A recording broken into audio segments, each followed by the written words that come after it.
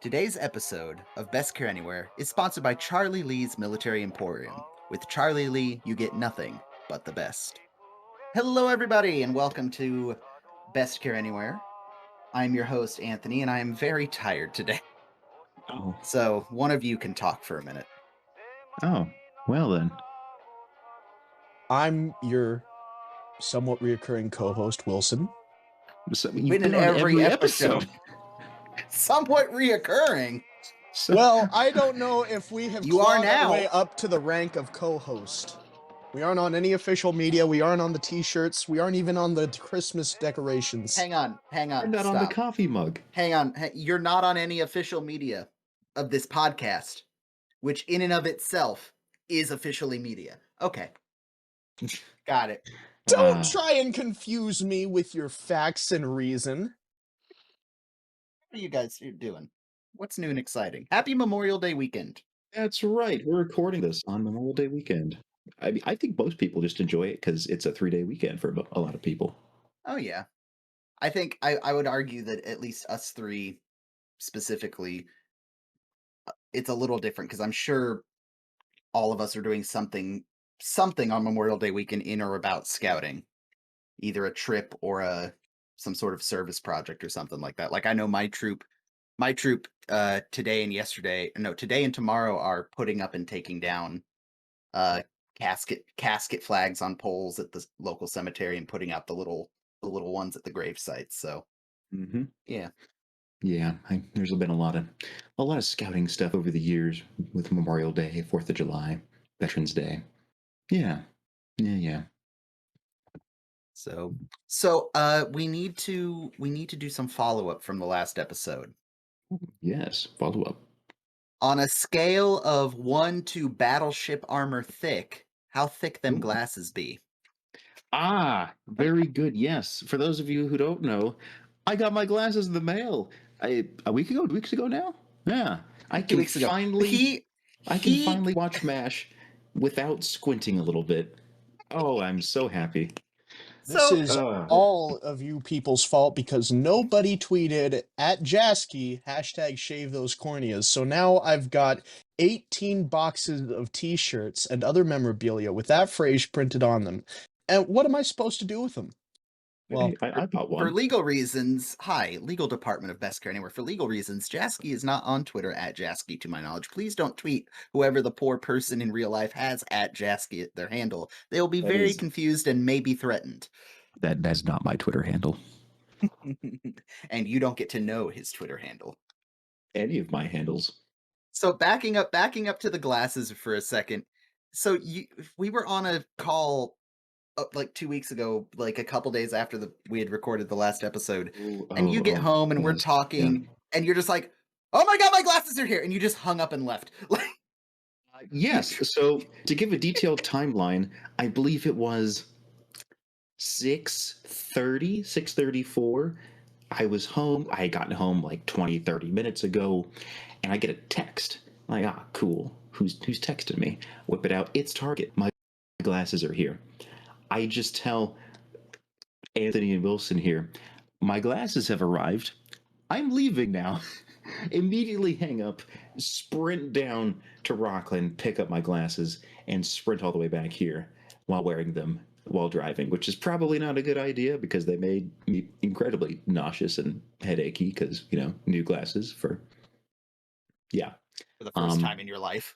First time in my life of being able to see. It was a bit jarring, as you might imagine. Yeah. Oh my goodness. Still don't wear them that often while driving. Makes me a little car sick, but we're getting better. We're getting there. We're getting there. Yeah. I will say it is the most noticeable difference is trees, actually. Seeing individual needles on pine trees from a distance instead of just amorphous blobs is it's kind of nice. It's Kind of new and nice. exciting. Yeah, that's what trees look like. Okay. Wild. I find it concerning that you're just now experiencing what trees look like when you were the head of our nature department at camp. I don't know what you're talking about. I was. well, any true nature department head identifies trees not by their looks but by their smell. So, Dr. Nature, what kind of tree is that way over there? It is I absolutely use that too. Well, because okay, so for those of you who've been in scouting, imagine you're at summer camp, right? And you're walking around, and a kid runs up to you and asks, "Hey, what's that tree over there?" And they just point in a direction. There's about a couple thousand trees in that direction, little Timmy. I don't know which one you're pointing at, so I'm just gonna give you a guess. I mean, it doesn't also help that I couldn't see the tree. Um, Yeah. but to be fair, he didn't point at a specific one, so he was vague with his direction. I was vague with my answer. Reminds me of when I was Nice. the wine jockey at a certain grocery store, and the middle-aged white women would come up to me to ask my opinions on their wine of choice for the evening. So I would just Grab a tell random them, bottle. yeah, This grab a was when random you were bottle. underage, right? This was Oh before you yeah, were 21. I So they were was just asking 16 or you. 17, Yeah, and I that's would right. just And make up a yeah. spiel. I'd grab the nearest red and say, "Well, this one is more of a subtle. I'd even go as far as to call it a dessert wine. It's got some sweet notes, with a little bit of dryness on the finish, and or some variation of that." And Mhm. I'm imagining the old Robin Williams routine where he pretends he's at a wine tasting. He goes, "Hmm, disturbing yet flaccid." Like, Oh, well, you know what they say? You can describe a wine in any way as long as you don't describe it as grape. who says true. that? Who is they? Me. I said that Ah, just fair now, 10 enough. seconds ago. So Wilson, how are you? We got Jaski's whole eyeball backstory. How Yeah. has Wilson been? Well, I've been wandering and driving and traveling, Mhm. You and you wandered up. You entertained some mutual friends with an endurance mission, apparently. oh Yes. yes, I climbed the mighty Castle Craig Peak in Dunsmuir, California. Oh Um, God, that everybody thinks sounds they're everybody thinks they're in good shape until they have to go up 2,200 feet in 2 miles. yeah, that sounds terrible. That'll Oh, it do it. was worth it. That'll It do was it. worth it. Oh, it looked like it, but also sounds terrible. It can Oh, be both Mm. beautiful and terrifying, can it oh, not? I'm never doing it again, but I had to do it the once. And that was enough. Yeah. Yeah. For So those of you who don't know, if you've ever driven up I-5 through Northern California, right when you're passing, I want to say, is it before Mount Shasta or after? It's before it's before That's right. Stin. It's You it's can before see you really get Shasta. that. Yeah, it's before that you get that really nice view of Mount Shasta. It'll be on the left-hand side, and there's just this beautiful rock formation up on the mountaintops. Just these beautiful spires of rock jutting out like a castle. So it's called Castle Craigs, or the Castle Craigs. Highly recommend you stop by and give it a look-see. Beautiful, wonderful natural feature of Northern California. Lots of cool stuff up there. well, let's get into it before we get distracted by any of 100 other topics. Oh yes, Um, episode 2. episode 2, to market to market. This Mm. one, I'm just gonna come right out and say I forget that this is the second episode, and every time I'm like, damn, that's a good first episode after the pilot. Yeah, I mean, it's a pretty safe formula for an episode, but the execution isn't bad. Yeah, It's so a lot of these season one episodes are gonna follow I kind of call it the Hogan's Heroes formula, where it's camp he care our protagonists have X problem or X situation, mhm, hijinks ensue, situation resolved. That's gonna be yes, the first like 7 or 8 episodes. yes, and I mean, to be expected. A lot of TV shows that have a lengthy amount of seasons kind of have this formula, but that's okay. I'm okay with it. It's as long as it's not something incredibly boring and tedious. I'm okay with it. Well, I think Mhm. that was my ultimate problem with the episode, because the first time I watched it, I got to say I did not care for it. I thought, wow, that was perfectly forgettable. But in order to prepare and actually have some notes, you watch the episode a couple of times, and second time I go, okay, that's pretty good. And third time I could, and, okay, yeah, not bad. This is one where if I haven't watched through the series in a while, this is one of the episodes that sticks out prominently in my memory for some reason. I don't know why, Hmm. but it does. So, There's just something about that giant desk just flying through the air. and I think It's that might something be about it. it, man. Yeah. So we open up, we're in the operating room, and this is where I'm glad that I pulled up the episode and put the subtitles on, because I'm gonna send y'all an image real quick. Because we need to discuss it, and I'll put it on the video version of the podcast and share it on Mhm. the various social media. But I turned on the subtitles, and Hawkeye is singing in the beginning of this episode. He is kind of Is he now? mumbling. He's kind of mumble singing. Hmm. I He is missed that. singing. Yeah, he's kind of like he. I pulled it up. What the hell is it called? It's like Oh, the crow. It's called the. Hang on, don't say anything yet. He's singing Un di Felice Eteria, which is an Italian opera, and he's singing the line Crochet e delicia al cor. But apparently, in English subtitles, that gets translated to crochet your titties. And now that's what I thought he said, but that's then I immediately went, "There's no way that's what he there's no said. way he There's said no crochet way." your titties. Because I don't watch with subtitles on, so I'm like, "There's no way he actually said that." No, I must have misheard it, and I kept watching. There So is every way. I had to Google it to try to find out what is he trying to sing. And actually, on the Mash Reddit, Mash subreddit, someone exactly asked this question: is Hawkeye actually singing "Crochet Your Titties"? So the answer is no. It sounds like he is, but he's just kind of like mumble singing while he operates. So it Hmm. sounds like it's definitely something today that would definitely get caught in like post editing and get Yeah, changed. yeah. But I just found it funny because I saw it out of the corner of my eye as we were setting up for this episode. I'm like, wait, what? Wait a So minute. Yeah. yeah, that was, I just had to point that out right there. But yeah, they're in operating, and something I noticed. I think it's because I'm hypersensitive to it now because coronavirus. The Hawkeye and virus. Trapper are operating without masks on, Well, you got to see their faces. which is a huge no-no.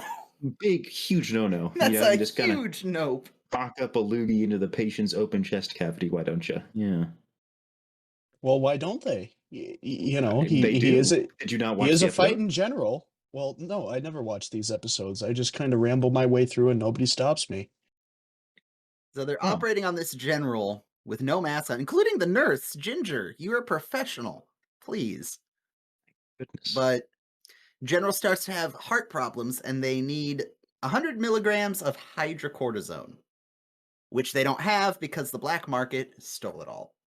So, curious, I actually looked up hydrocortisone, and it took me a while to find the answer to why would you give someone with heart problems in the middle of surgery hydrocortisone? Because hydrocortisone is cortisol. It's like the not antiseptic, but the tubes of hydrocortisone you get for like rashes and stuff. It's the Hmm. same drug.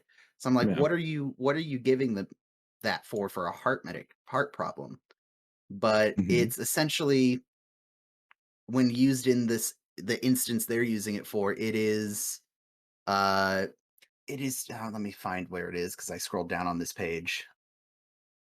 It Is it like is to change the way their heart functions, or? No, it's a immunosuppressant and anti-inflammatory. So essentially, Oh, the body okay. is going into, because he's cut open on an operating table. The body is going into what the heck is happening mode, and apparently, and please, if anyone out there listening to this has any medical knowledge beyond my first aid merit badge, please reach out to us and correct me. But it's essentially acting as an immunosuppressant and anti-inflammatory to help kind of keep everything on the up and up, on the level, and not freaking out while they're trying to do the main part of the Hmm. surgery. But yeah, they don't have any, which is a huge problem. The heroes have a workaround. I mean, of course they do. These are the best operating. I think these are the best operators in the entire camp. Of course, they have a bit of a workaround. They can work around it, but still a big oopsies on the supply chain, though. So I also find it weird that they just kind of like walk out of the operating room with a man on the table still open, and they're just like, spear truck will finish. It's like, Yeah, he'll tie him up. Literally, Yeah. they and the nurse leave the room. So this dude's just in the room, opened up until someone comes back. All right, come on. That sounds exactly like something Hawkeye and Trapper would do. No, it doesn't. Yeah. That Wow. feels like one of those things where they wrote it and they acted it out, and now in like hindsight, it's like that seems not correct, but okay. Yeah. Yeah. The nurse leaves too. Wow. Yeah. Everyone just walks away. That man's just kind of laying there, like, all right. No, wait. I'm sorry. Not man. This 2-star general is just laying on the table. 2-star fighting general to you. Exactly. That's correct. Fighting general even. And oh. So we go and they're mumbling that they're gonna do all sorts of terrible, awful things to whoever screwed up the supplies, and Mm-hmm. that turns out to be, well, it doesn't turn out to be, but they think it's Major Houlihan, so we get to see Margaret again. Which means not far after we get to see Frank, which God He's bless. always watching. And I said this before we started recording.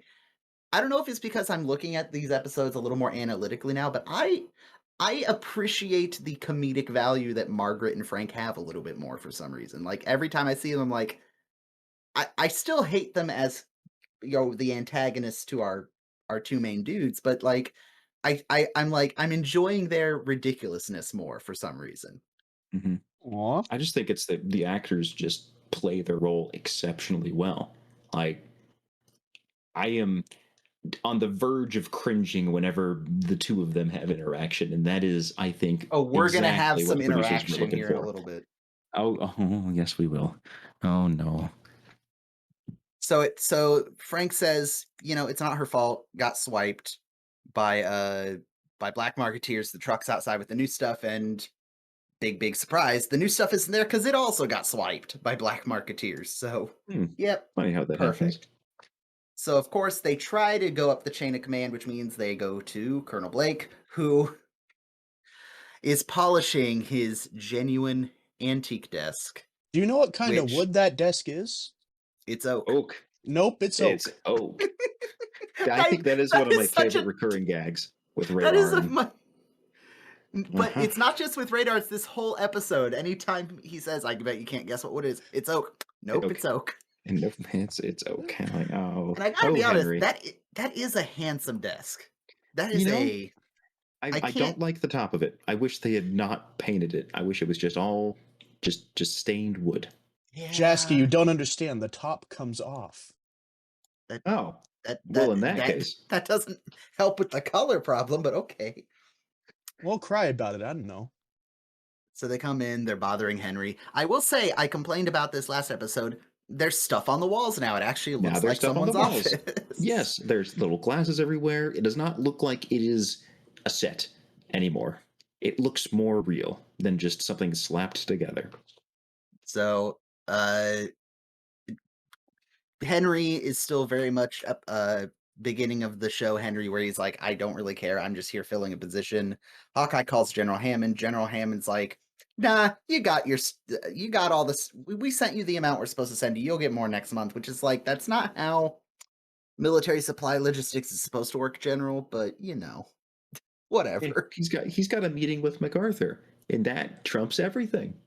The Especially in the first 3 seasons, the like weird reverence, not weird, it makes sense for the time, but like MacArthur in the show, whenever he's mentioned, is treated as this like godlike being, This mythical figure this mythical figure, which I find does he even hilarious. exist? We don't know. Maybe. Maybe Yeah. maybe we might find out in the course of this show. Who's to say? I Um, really hope they continue treating General MacArthur as like this eldritch god who, if summoned, could grant your boon, or he could just like rip out your soul. We don't know. You don't know. It might I'm really happen. looking forward to one of the episodes later in the show Yeah, because because I you're gonna do. love it. MacArthur does appear at the camp. I know that. I Does do he? remember that episode. I It's did But such not a know that. it's such a weird episode because it's like they're preparing for the second coming of Christ. it is. That's right. Man, I can't wait for that episode. That's a good one. That's a goodie. Ugh. But yes, Uh, poor so Henry, man. Henry in this episode's just getting walked all over. He is lower on the floor than the rugs. Oh, we can't bother the general with this sort of thing. So yeah, they're like, we need this medicine, and we're ambitious little scamps, so we're gonna find a way to get it. So obviously they go through the most powerful person in camp. His power level is unmatched, Radar. he can Who get gets anything. he can get anything. Deus Who Ex Radar. who Deus Ex Radar. Jesus. You're not wrong. But they I wish he go was. they meet up with him, and he gets them an appointment to meet Charlie Lee, who Mm, this is a character, sadly, we only get once in this series. But really? by God, I love Charlie Lee. Yeah, I hate to spoil it for you. We don't see Charlie Lee again ever. Oh, And he is played by an actor named Jack Sue, who, and again, any older members of our listening audience are going to hate me for this. The only thing I know Jack Sue from is his role as Charlie Lee in MASH. He mm. has a lot of other acting credits for movies and TV through the 60s and 70s, but I am sad that I am not more familiar with him because he seems hilarious. I did enjoy his presence in the show, He this also episode. dresses like Bing Crosby, which is weird. Hmm. I heard someone say that, and I'm like, I can't that's unsee not that. incorrect. Yeah. Wow. I mean that, and the gag of we gotta hire someone to watch the Jeep, and they come back out and the Jeep's just already been Jeeps stripped for parts. already Yeah. probably Steering by wheel Char spinning. probably by I Charlie Lee's believe people. I mean, I would imagine so, because when he pulls back the curtain to show off the showroom, there's I want to say that there's 5 tires there. The Jeep had 5 tires on it, so just a thought, just a thought. So they go in, meet Charlie Lee, who already knows who they are Already because does, of course it's he does. very much because of his own snooping, but also it's established that the four excuse me, the 4077th is the best MASH unit in the Asian theater of operations. Hmm. And as such, their surgeons would be the highest operating, you know, highest level of surgeon in the field as well. So it makes sense that he knows who they are. I love that they're like immediately just like doing whatever they can to butter him up. So it's like, oh, I've got a little, and they're like, oh, full body massage, go. Go. Yeah, that was pretty Ingratiate good. this man to us. Hmm. So he basically says, "Yeah, I'm a businessman. You got to pay for the stuff. I want to give it to you, but you got to pay for it, and it's 10 grand." So yeah, no, not really doable. So obviously, the next best thing is bribe him with Henry's desk, which Henry's desk. Henry. I love the moment that Hawkeye realizes that he could use the desk since there's only one of them, and that's something he could provide. That little gleam in his eye when he's like, the desk. Yeah, that something that is only there's only one of in all of Southeast Asia. you know, a general. Yeah, I was kind of half thinking that at the end of that little montage where Hawkeye's talking up the desk and Trapper's just slowly pulling away Charlie's desk further and further away from him, that he was just going to go, "Oh, an antique American desk, like that one right there," and just point at his desk. But no, that is not where the episode went, which I'm very happy about. But yeah, Well, just I love you know, you can already see Trapper kind of turning into the sidekick even in these early episodes, but I do love just the couple of scenes we get every episode where they're just working completely in sync as a duo. You know, mhm. They make an excellent team together. absolutely. Excellent, excellent team. So But then oh we yeah, have to go. Charlie comes back with them in a Korean general's uniform, Oh which yes. I double checked this. Props to the prop department. He's actually in a Korean general's uniform. He's got the the piece on his hat that I forgot the name of. The symbol on his hat is, it's not BS. He is outfitted to the part.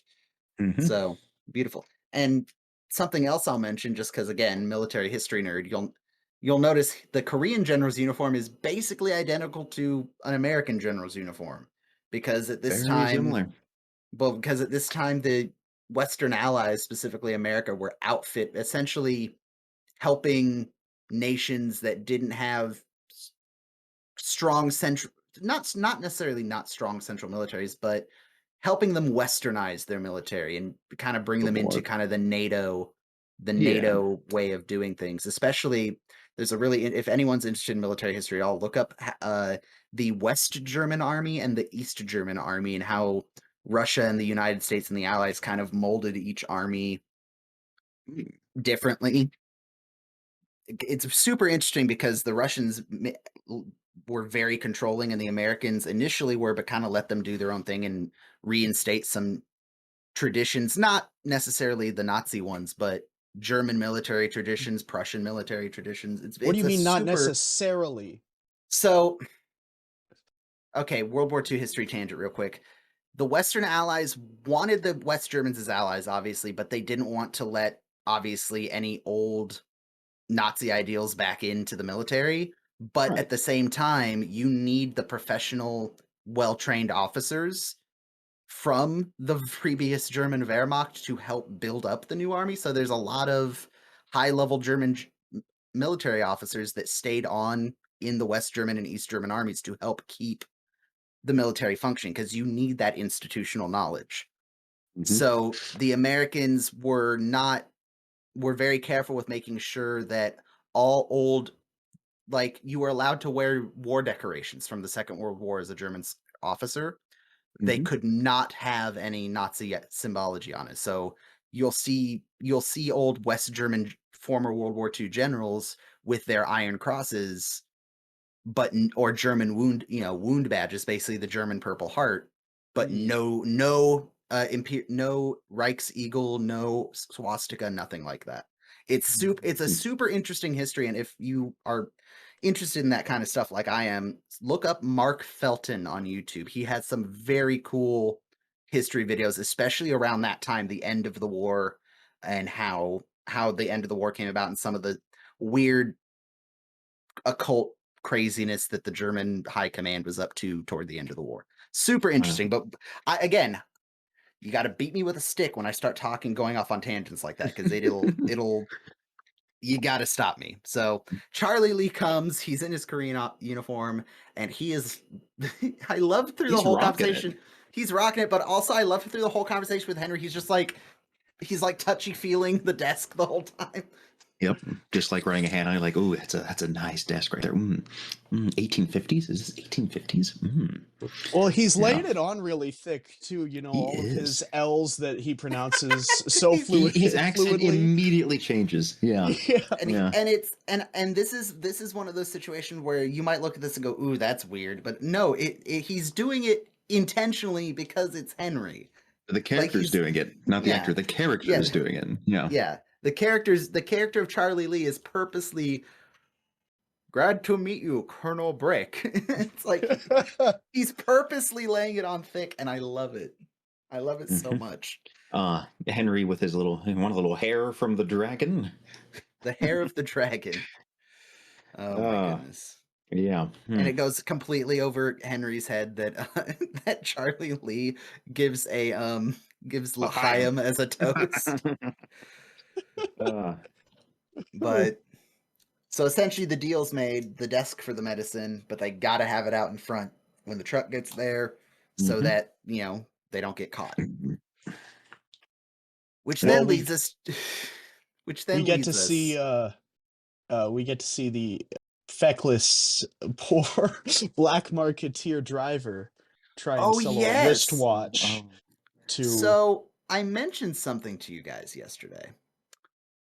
That driver, whose name is Lynn, because apparently that's the name that's written on that little white tag on his jacket. Hmm. That is actor Robert Ito.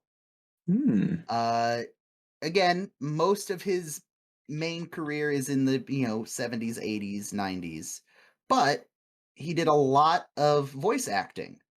So things like the Batman animated series, he does some voices in.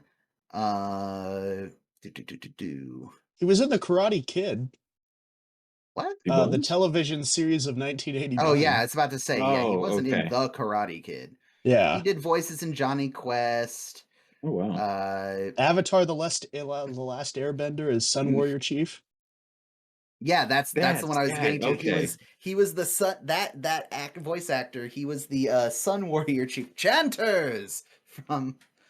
But he also did the Iron Man TV series. He was the Mandarin, the voice of the Mandarin.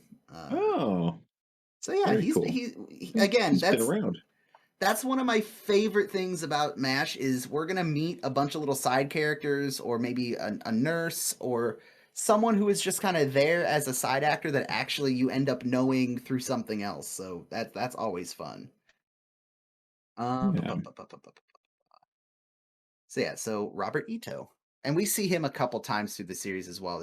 Jack Sue shows up again, and Robert Ito, and there's a couple other Asian American actors, obviously because they need Asian American extras for, you know, they're in Korea. They need. Mhm. That's one thing they did right is they tried to cast as close to ethnically correct as possible. Mhm. I believe Robert Ito and Jack Sue are both Japanese American, which for the time was, again, this is one of those things. It's like today to be like, well, they have to be Korean American. Back then, the fact that they made the effort to hire uh Asian American, good, with the exception of Hojon, who is Filipino. So Ah. this we come to my favorite series of scenes in this episode where Hawkeye and Mm. Trapper break into Frank's office, break into Henry's office, and start disassembling the desk, and almost get caught by Frank and Margaret, and we are forced to endure Along with them. along with them, which is funny because if you go back and watch this thing and you watch Wayne Rogers breaks character so goddamn much, it's hilarious. Like, Trapper is not laughing in that. Wayne is laughing at the ridiculousness of Loretta Swit and Larry Linville's performance. It's so good. Oh, they have But another line in there that I Be really enjoy. wild, Frank. It's that yeah, lousy good craftsmanship when they were it's trying to that lift the last. top off the desk. It's that lousy good craftsmanship. Ah. Yeah, so Frank and Margaret come in, and we get we get their love for each other, which is good for them. Let's be positive. Good for them. Positivity. We're gonna stay positive Positivity, here. positivity. That's right. I love the way the flashlight catches your hair, and Wayne Rogers is just cracking up. You know what I love about you, Margaret? What's that, Frank? Your lobes. They drive Oh, me Her wild. Frank. lobes. Be wild, Frank. Go wild. And and then Frank asks, "Do you want to slip into something more comfortable, like the supply Like the tent?" supply tent. Wade Rogers is losing it in this scene. Wayne Wow. Rogers is losing his mind. And then Oh. Hawkeye, I think that might have turned me off permanently. Which, pregnancy rates in the 4077 would probably go through the floor if that were true. Hmm. Oh my goodness.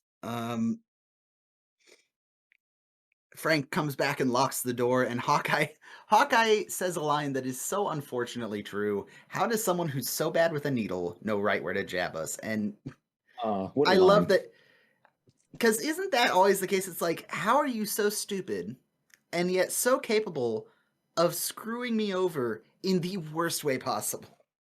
I think we've all had a situation where, like, how did you manage to ruin my day that badly? Accidentally, even not even intentionally, but still. Yeah. That was just a very. I think that was probably all in one take too. Which, yeah, Just that's the also them walking impressive. in, doing their little get together, then leaving. Because I think when the second that they leave, the camera cuts back to Wayne Rogers, and he has a line, and it's just, I think I'm going to be sick. And he almost He's can't still get it out. smiling. He's He's still smiling and he smiling. says it, and then he has to cover his mouth because he's laughing after it. Oh, yeah. It's just it's So very obvious they're having a good time on set, which just makes the show that much more enjoyable. so the Radar's trying to hold the truck, and the solution they come up with to get the desk out is Not the one I brilliant. would have imagined. Well, hey, if it's stupid and it works. And it's still kind of stupid, but yeah. So they Yeah. cut the back wall of Henry's office off Using with his own medical saw. Oh, I yeah. have the scene up now. You just see the wall start to shake, and then it's so stupid. So they carry the desk out once again. Frank accidentally, right place, right time. They can't get the desk to the truck. Truck drives off. So of course they utilize the only mode of transport left to them, which again, like you said at the beginning of the episode, an iconic sticks in your head picture of this Mhm. desk getting flown away under the bottom of a helicopter. And Yeah, Henry, it's yeah, it's actually not getting thrown that away. is a Yeah, practical effect. yeah. Oh, And I love Henry thinks his booze is getting stolen, so he runs into his office, doesn't even notice the wall's missing, and Frank's just standing there like, what the hell is going on? That's a man with priorities, and I think we should give him credit. Who, Frank or Henry? Henry, Henry, come on. Henry. You got to know he keeps top shelf booze in there. He So, keeps hair directly from the dragon in there. That's not That's okay. some valuable stuff. All right. Then he realizes the desk is missing, and he then turns around with Frank and is like, yeah, what's happening? So Yeah, Hawkeye and Trapper walk up and ask him, "What's your desk doing?" I don't know. Sending it out to be waxed? I don't know. It it's just keeps just going up. going up, It and up, just keeps going and up. up. There is And one. poor Henry is just completely confused. He has no concept of what's He is. happening. Major Blake, Colonel Blake, is absolutely baffled right now. But there is one small plot hole in this little series that I noticed. Oh. When Frank confronts Radar, Radar tells him, well, we got to keep, Colonel Blake happy. He likes his duck sauce on his egg rolls. To which Frank responds, I happen to know that the Colonel does not enjoy duck sauce on his egg rolls. Which, first of all, how does Frank know that? How would Frank possibly know that? If there was a how single would person Frank in the Brown entire know so? camp that I would expect to know what kind of sauce Colonel Blake prefers on his egg rolls, it would be Radar. He knows everything about Colonel Blake. How does he not know that? But yeah, that just struck me as very odd. Frank is just full of these little surprises. Yeah, God bless him for it. So, end of the episode, Charlie comes, drops off the hydrocortisone, and we get the little thing with Henry where he's like, "They'll insure my desk if I can give them a believable story." And then and this is where you can kind of pick and choose how you want to believe.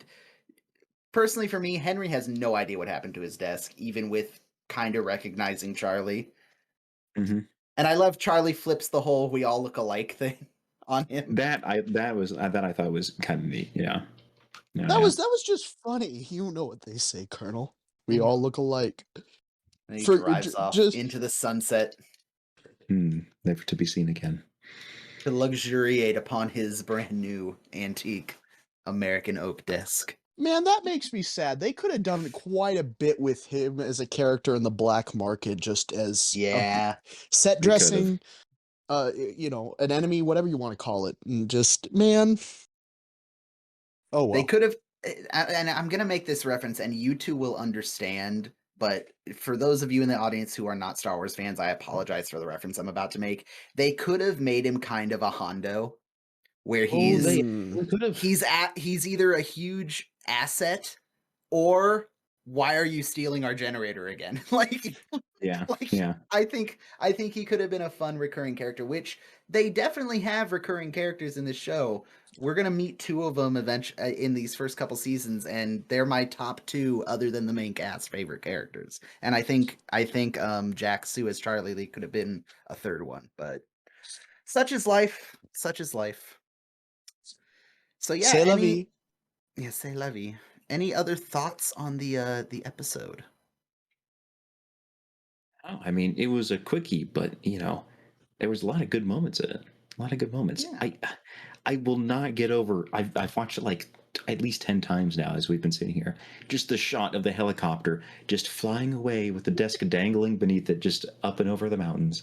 Like, oh well, there it goes. It's free now. Back to its people. To its people. Um, Uh, I thought a really glorious scene that we kind of glossed over for levity's sake was Hawkeye and Trapper attempting to move the desk on foot to the truck. Realize Yes. that they Frank come is around the corner coming. and they have See to double. Frank, and they just it like swings out a little bit, and they just immediately start carrying it back. It's like, You're oh, right. That is. And then that was pretty good. Frank comes around the corner and they're at the desk covered by a tarp, praying. Frank, what are you right. doing? Early mass. Early mass. Where- And wh- Frank where's and the Frank- Buddha? believes them. And First Frank's mistake. confused because he's like, because he's so religious it hurts.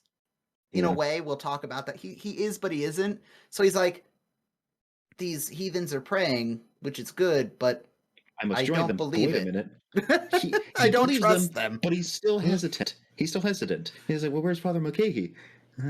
We started We without started him. without him, Well, He's he like, well, still takes off his hat just in case. just in case.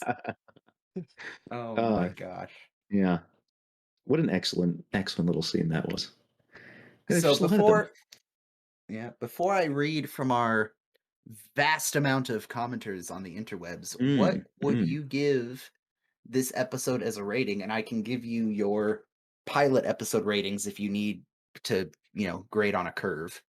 But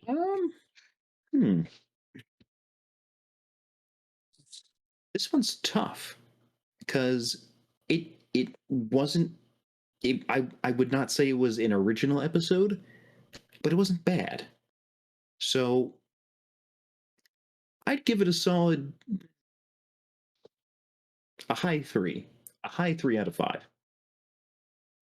what is a high? So three with a little gold star next to it. Is that like a 3 point? 3 with a little chunky to it, little more chunk, a little more weight. 3.9 perhaps 3.8. No. But no, that's not- 3.9. no. That is not what I said. He wants 3 but more. with a firm handshake.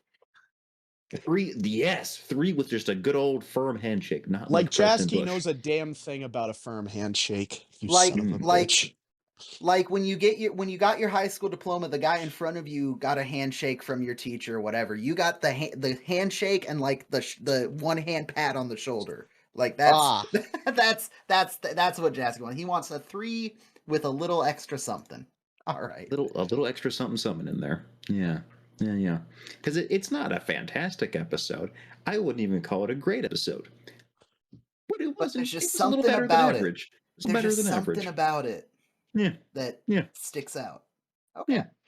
And that little Wilson, what something is the flying desk. that little something is the flying death. And Charlie Lee. And Charlie Lee. That's right. Wilson, what about you?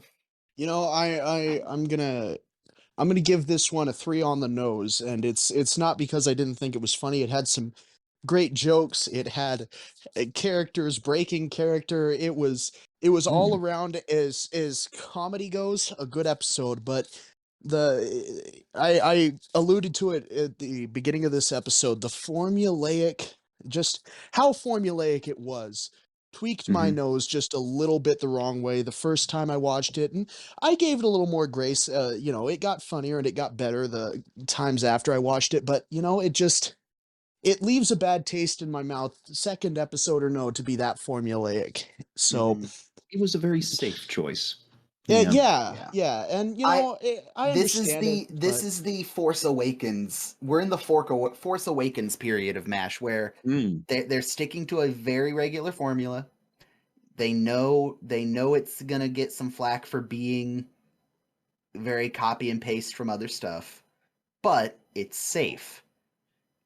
And I mentioned this in our initial kind of primer episode 2 episodes ago, that it starts out that way, but that gives them the foundation to do some cool stuff in the later part of the season. So Yeah.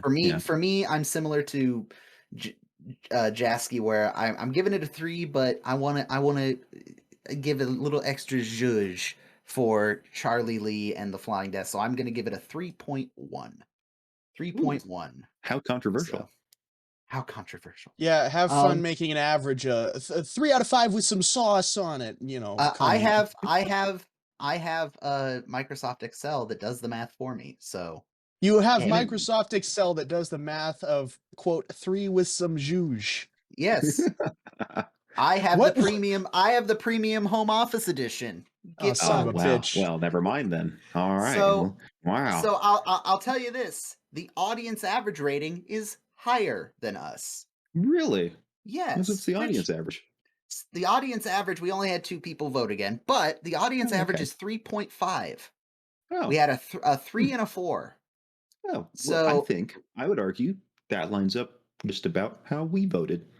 yeah, I mean, I'm gonna so assume they wouldn't say a 3 with some zhuzh. They would just say 3 4. with some Well, that's zhuzh. because they're Philistines. Sorry, Uh, audience. Oh, I love you. You're not actually Philistines. well, on that note, Donut Eater 111 again. Thank you, Donut Eater, for continuing to share your thoughts. The best of mm, the first 5 episodes. The setup with the theft of the drugs is a great way to ground things in the realities of war.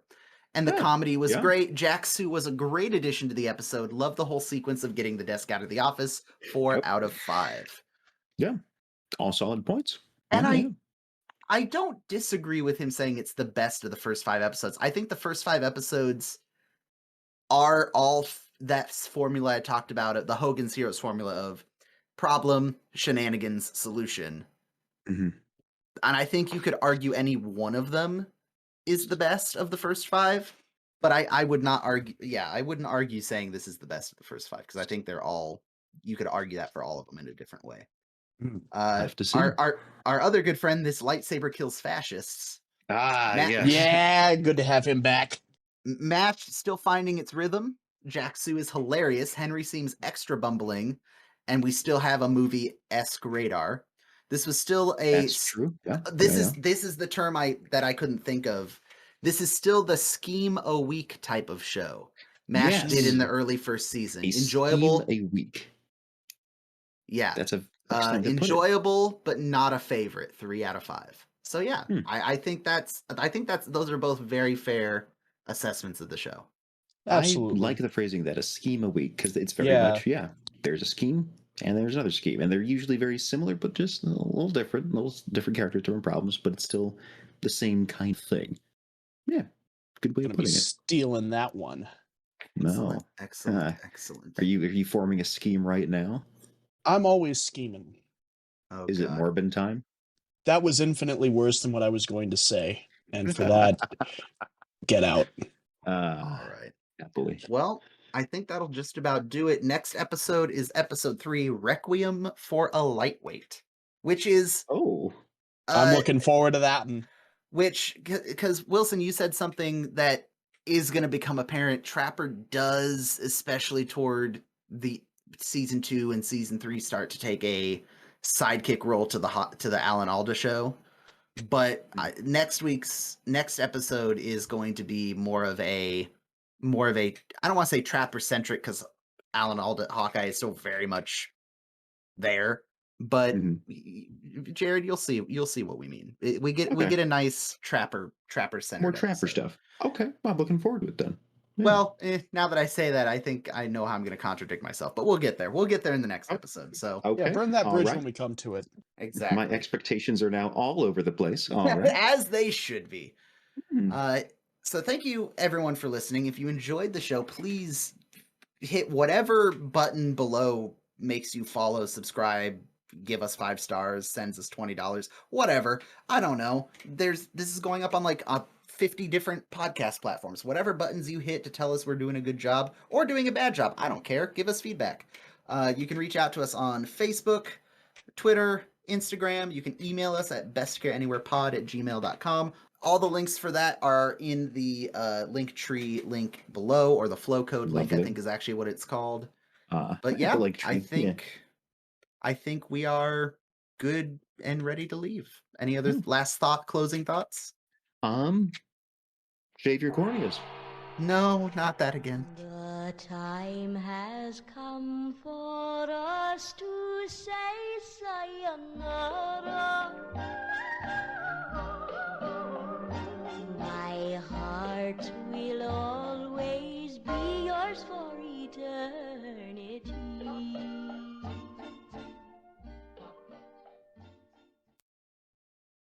Today's episode of Best Care Anywhere is sponsored by Charlie Lee's Military Emporium. God damn it, I fucked up Emporium. God damn it.